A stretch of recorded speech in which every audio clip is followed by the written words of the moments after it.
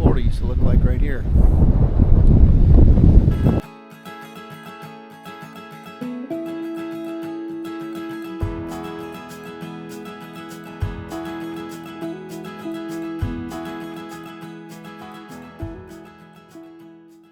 Hey everybody, welcome to our channel. Today on Sandswept Journeys, we visit Johnathan Dickinson State Park in Hobe Sound, Florida.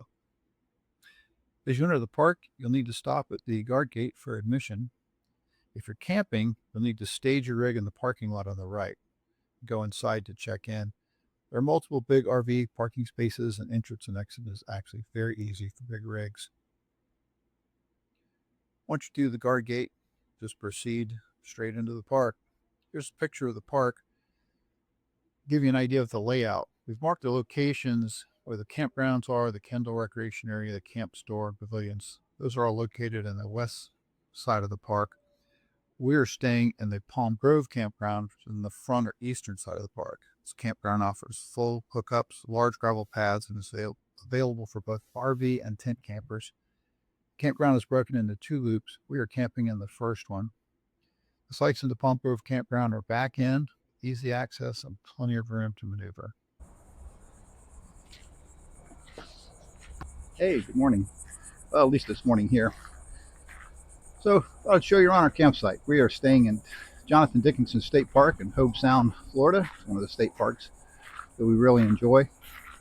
And we are in the Palm Grove campground. This is a full hookup campground. It's in the front, more towards the east side of the park.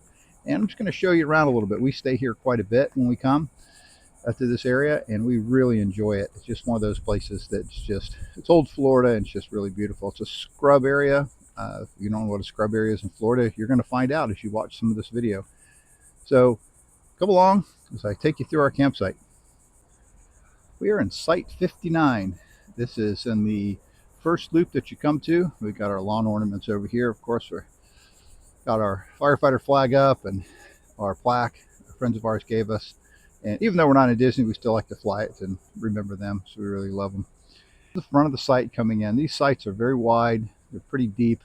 We are about 51 feet long from the front of the truck to the back of the trailer. The truck's actually not hooked up. And as you can see, we've got quite a bit of space out front here. You can put a lot of rig in this place and have plenty of room left over. So as you walk through the site, you'll see it's double wide, so you can put another car here. You can tent camp on these sites as well. There are 50, 30, and 20 amp hookups. I'll show you that in a minute. There's a sewer as well. Over here we got a fire ring, and there is a clothesline. All the sites here have clotheslines, so you can dry your clothes if you go swimming or wash them. And just walking around the back of the site here. This is on the east side of this site. We have a lot of privacy here. You know, grill over here. It's your standard issue grill that you see in pretty much any campground, as is the fire pit. Of course, we have our little 10 by 10 set up here with our bikes under there in the shade, and the grill and the griddle. And not a lot of shade here, so you got to bring your own. So here's our rig in the back here, and it fits in here perfect. As you can see, we've got the bumper hanging over the back of the pad just a little bit. We do have our jacks in the gravel, and we just like to maximize our space.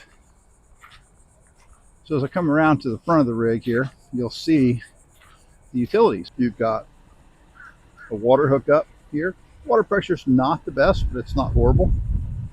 And then of course over here you've got the power pole, and the power pole, like I said, is 50, 30, and 20. I'll open it up so you can see inside, and that's what you have right there. They're in good shape. They're not new, but they are in good shape. And coming along here, as you can see, we do have sewer, and there's coming right back here, and that's how the sewer goes into the ground.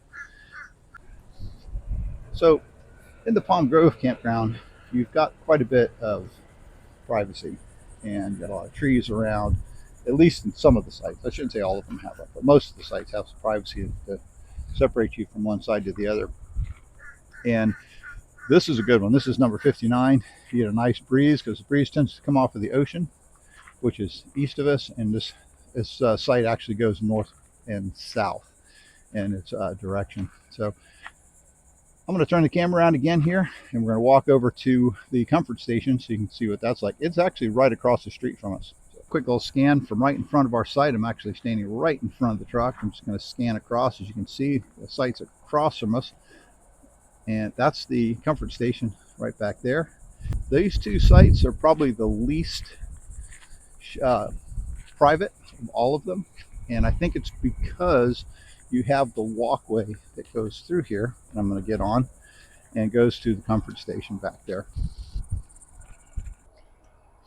So we're over here by the comfort station, and obviously we're not going to go inside. This is the men's side, and like I said, we're not going to go inside because of privacy reasons, obviously, but there's a place to sit out here. They have showers inside. They're actually really nice. They are not air conditioned. They do have a restroom for companions, so you can go in there. And we do have a washer dryer set up right here, so you can do laundry. They are coin operated and pretty reasonable. It's $2 per machine, and then the dryer I think goes by the minute. I'm not sure 100% on that, but at least they do have laundry. Most of the state parks don't. And of course, this is the women's side over here. They do have ADA sites here as well, and ADA sites are generally right next to the comfort station, and they are all concrete. So I'm going to scan over so you can see where that big fifth wheel is. That's actually a ADA site. It's all concrete, and you can see the one next to it right here is pretty much all gravel. And again, the sites right around the comfort station don't seem to have as much privacy, but pretty much the rest of them do.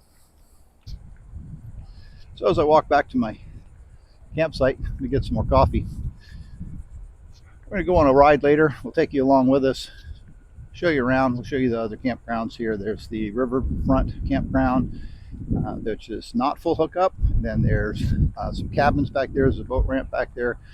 Big recreation area with pavilions, and of course the Kimball Center, which is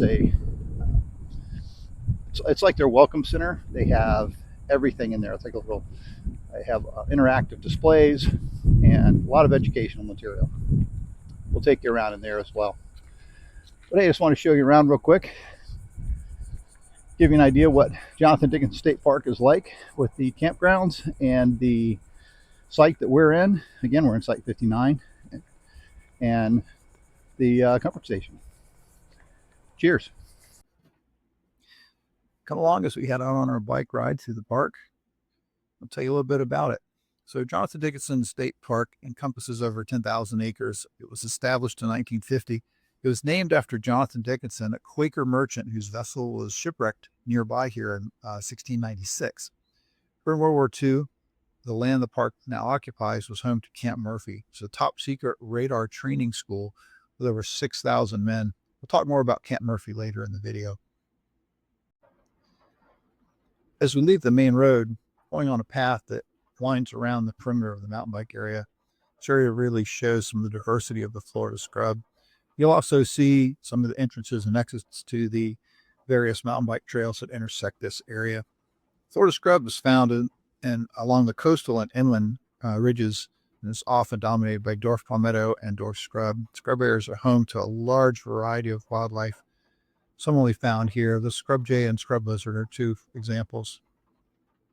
These areas are really endangered by a lot of urban sprawl and development. And because of the low nutrient soils and low moisture, these areas contain a lot of plant and vegetation and animals that thrive in these areas.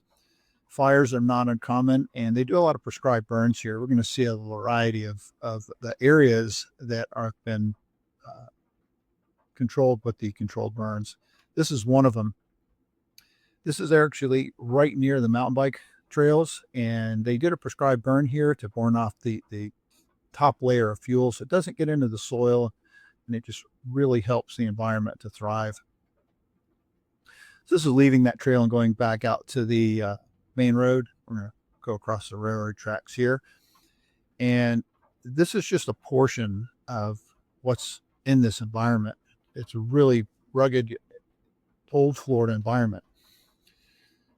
And here we have one of our gopher tortoises that's just hanging out. He was munching on some vegetation here and just enjoying the Florida sun. We watched him for a couple of minutes and then moving on. As we come up to this next area where they did a prescribed burn, I'm going to warn you, it looks a little bleak because this is very recent, and this trail winds through quite a bit of the prescribed burn area. There's one of the boardwalks that they're working on. It needed a little bit of maintenance. So like I said, this area was just recently burned, and this is done to control the fuel layer on top, but also this helps the area to thrive. It burns off a lot of the invasive vegetation. The salt palmettos and the dwarf palmettos and slash pines and scrub pines here do very well. Leave that area a little further down the path. This is what it would look like before it was burned. You can see it's very thick, a lot of vegetation, and this bike path is just really fun to ride on. It's a few miles long. So this is the recreation area and the parking lot area in the back or west side of the park. There's ample parking back here. There's a lot of pavilions and different areas that you can enjoy back here. And this is going into the area over where the camp store is. There's men's and women's bathrooms and facilities all around scattered throughout this area. There's playgrounds and a lot of different things. There's areas for you to park the bikes. And here's the camp store. The camp store offers bike rentals, canoe and kayak rentals, and the store has a variety of stuff inside. Definitely go check it out if you're here. There's t-shirts and hats. You can buy some campsite goods in there, some snacks. They have a little sitting area out here, and during certain times of the year, they have a concession stand open. Here's some of the kayaks and canoes that you can rent, and the blue and white striped tops over there are the tour boats. Take you out on the river. And here's just another view of that area from over by where the docks are. As you can see, it's a really big area, and this is only a portion of it. As we leave this area, we're going to swing around and show you one of the areas that's closed now, but there used to be a swimming area over here by another one of the pavilions and bathrooms. And you can see the Loxahatchee River as it bends around and goes through this area. This swimming area is closed, and we don't really know why, but we think it just needs to be refurbished. A little further down the path, you're going to find a really nice example of a very large cheeky hut. These cheeky huts traditionally were built by the Seminole and Miccosukee Indians, and they were built from cypress and the palmettos. A lot of times the thatched roofs on these were as much as 1.5 feet to 2 feet thick. They provided a lot of insulation from the rain and the sun. They're a lot cooler underneath here. It's amazing how much cooler it is inside in the shade. These structures are very intricate, and they're built to last. They can withstand hurricanes, and this one was huge. Just to give you an idea of the scale, I'm 6'2", I can reach about 8 foot, and I cannot reach that first beam there. It's probably close to 9 feet off the ground. Again, this thing was massive. We're now at the Kimball Education and Visitor Center. The center includes an exhibit area that highlights the rich natural and cultural resources featured in the park since its opening in 2007. Volunteers and staff are on duty here at the Kimball Center from 9 a.m. to 5 p.m. daily and from Labor Day to Memorial Day. The center offers a little gift shop, and it has restrooms as well as water fountains, and it has a host of displays and exhibits that are, a lot of them are interactive, so you can just wander through here at your leisure and enjoy learning all about this rich cultural area. Some of the exhibits feature animals that are found only in some of these areas, like this frog and this little scrub mouse here, as well as the scrub jays. Scrub jays are only found in the Florida scrub areas. That's why they're called scrub jays. So I'm just going to let you enjoy a montage of video that we took as we walked through the Kimball Center. I'll catch up with you in a few minutes.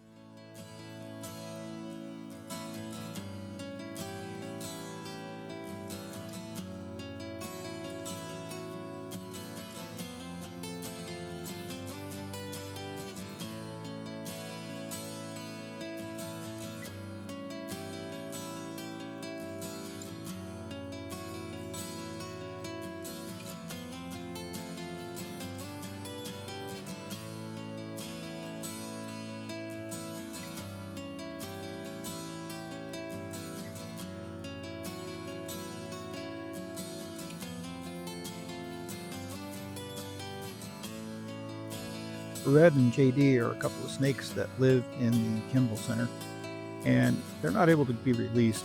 I've got some of their skins up here so you can see how big they are. Really pretty snakes. They were hiding when we came in. You can see them in their little enclosures in there, but they were hiding back in those boxes.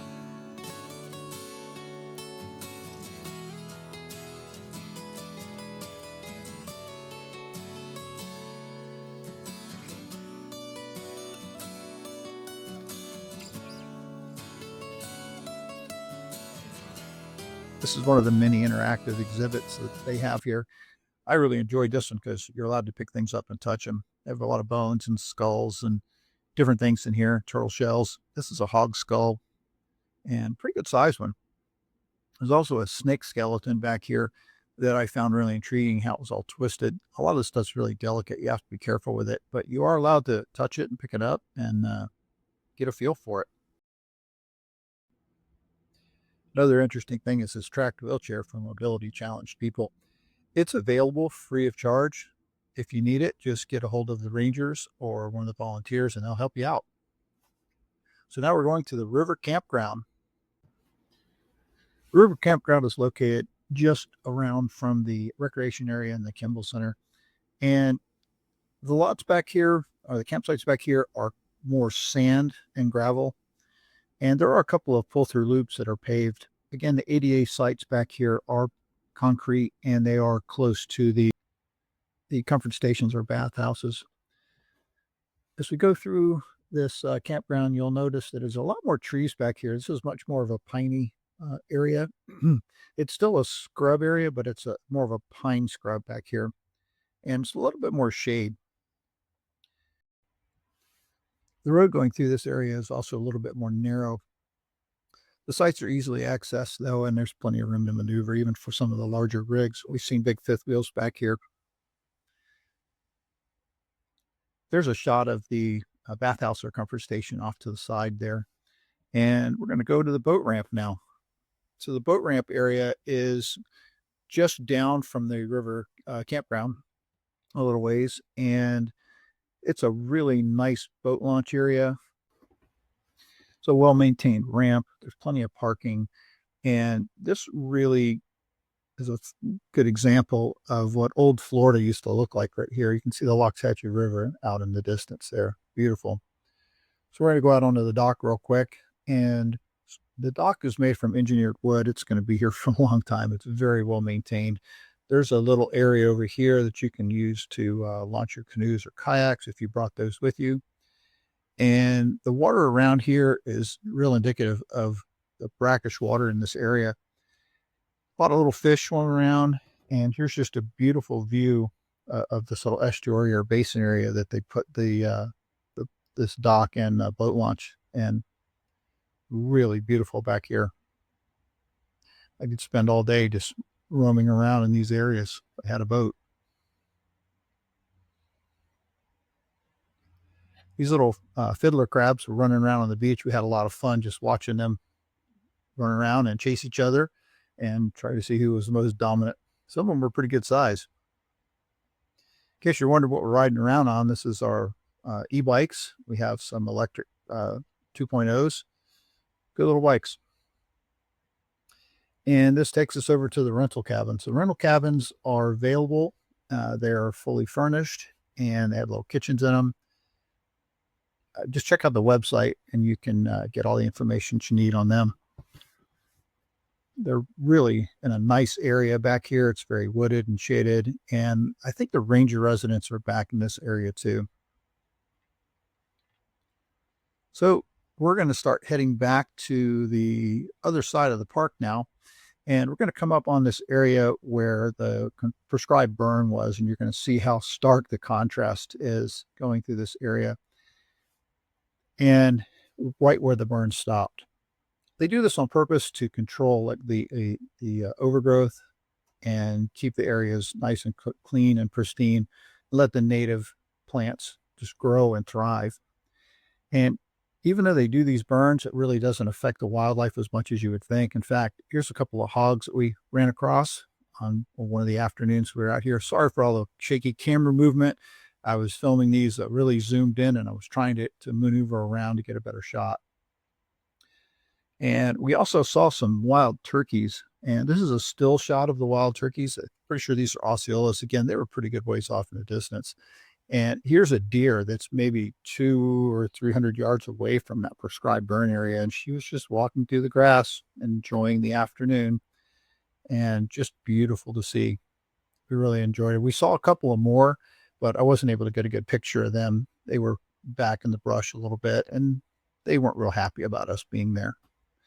This one didn't seem to mind so much, though. So that brings us to the close of our first day, and here's an example of a beautiful South Florida sunset. And we're going to pick up from here tomorrow morning. So we are off to see Hobe Mountain and the observation tower. Hobe Mountain is actually just a mound of sand that's left over from when this whole area was underwater. It's actually part of the Atlantic Coastal Ridge. It's a series of dunes and hills that parallel the southeastern Florida coastline.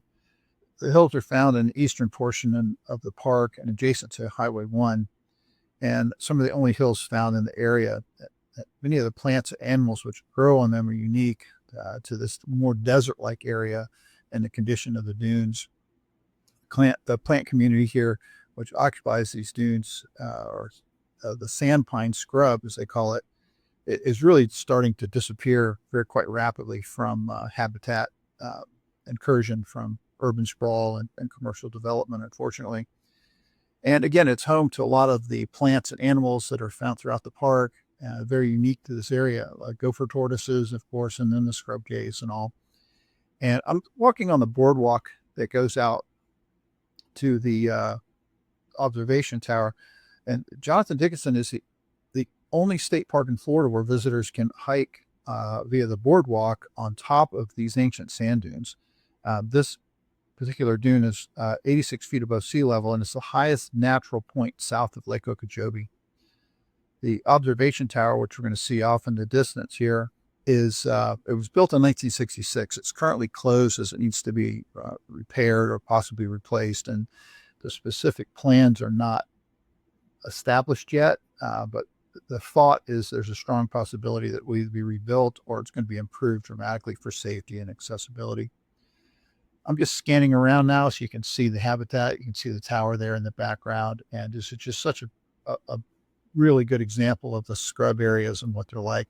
Very low lying. Here's a really good poster that describes the scrub jay. And this is where a lot of the Camp Murphy area was over here. A lot of the bases and barracks were over here in this area. And there's still a couple of buildings and a lot of the original structures that they didn't take out of here still in this area. So the United States Army Signal Corps established Camp Murphy as a top secret radar training school in 1942. And during World War II, it served as a U.S. Army base for pretty much all the radar operations in the early course of the war. It was named in honor of Colonel William Herbert Murphy, pioneer in the development of radio beams and equipment for military aircraft, and it consisted of a little over 11,000 acres. We're at the Camp Murphy mountain bike trails and parking area right now.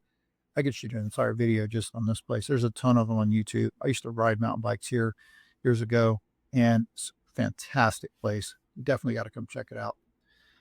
So on our way back to our campground, we ran across this tortoise sitting in the middle of the road. And I know what you're thinking. Why did the tortoise cross the road? Well, after it took him forever to get there, it was to get to the other side. Sorry, bad dad joke, but I couldn't resist. So there's a lot of tortoises here, and this one, like most of them, they tend to just wander around, and you just got to kind of watch out for them, especially in the road if you're driving a car through here, because they're everywhere. So that brings us back to our campsite, and that's a tour of Johnathan Dickinson State Park. Hope you enjoyed it. What better way to finish the video than with another spectacular Florida sunset. This was the last night we were here at Johnathan Dickinson State Park. Really spectacular.